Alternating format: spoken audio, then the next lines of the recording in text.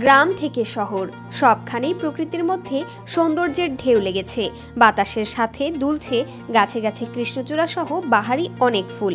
প্রকৃতিকে শিল্পীর ছোঁয়াতে যেন সাজিয়ে রাখা। প্রকৃতি জুড়ে এখন রঙের উৎসব। তারই অংশ হয়ে কিশোরগঞ্জ জেলার শহরের প্রাণকেন্দ্র মুক্তমঞ্চ যেন রূপ নিয়েছে এক জীবন্ত চিত্রশালায়। চারপাশে ছড়িয়ে পড়েছে কৃষ্ণচূড়ার লাল ফুলের সৌন্দর্য।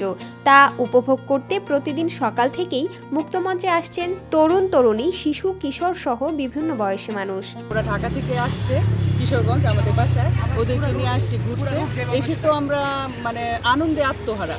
এত সুন্দর লাগছে, অনেকগুলো কৃষ্ণচূড়া গাছ আমাদের গুরুদয়ালের চত্বরে, এবং সবগুলো গাছেই এত সুন্দর ফুলগুলো ফুটেছে, খুব ভালো লাগছে। এত বেশি কৃষ্ণচূড়ার গাছ, আর এই সিজনে যখন কৃষ্ণচূড়ার লালে লাল হয়ে যায় চারপাশ, দেখতে খুবই ভালো লাগে। এই কারণে আমাদের বাচ্চাদেরকে নিয়ে আমরা এই জায়গাটাতেই আসি।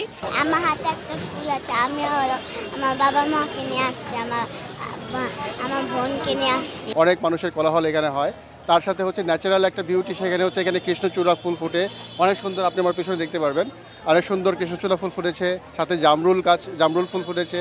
হ্যাঁ, তো এই পরিবেশটা এবং মানুষের যে ক্লাউড, সেই আসলে খুব ভালো একটা পরিবেশ এখানে। কেউ ছবি তুলছেন, কেউ বা নিঃশব্দে উপভোগ করছেন প্রকৃতির এই অনন্য দৃশ্যপট। শুধু স্থানীয় বাসিন্দারাই নয়, জেলার বিভিন্ন উপজেলা থেকেও মানুষ ছুটে আসছেন এই মনোরম পরিবেশে কিছুটা সময় কাটাতে। মুক্তমঞ্চ ঘিরে থাকা কৃষ্ণচূড়া গাছগুলো এখন ফুলে ফুলে ভরা। গাছের সবুজ পাতাগুলো যেন ফুলের নিচে হারিয়ে গেছে। ঝরে পড়া ফুলে রাস্তার ধারে তৈরি হয়েছে এক লাল গালিচা। বাজিতপুর উপজেলার ভাগলপুরে রাস্তার দুই পাশে কৃষ্ণচূড়ার গাছ যেন প্রকৃতির আরেক সৌন্দর্যের হাতছানি দিচ্ছে। গাছের সবুজ পাতার মধ্যে লাল কৃষ্ণচূড়ার রং দেখে মনে হয় লাল সবুজের পতাকা। নীরবে নিভৃতেই সৌন্দর্যের এই দৃশ্য মুগ্ধ করছে মানুষকে।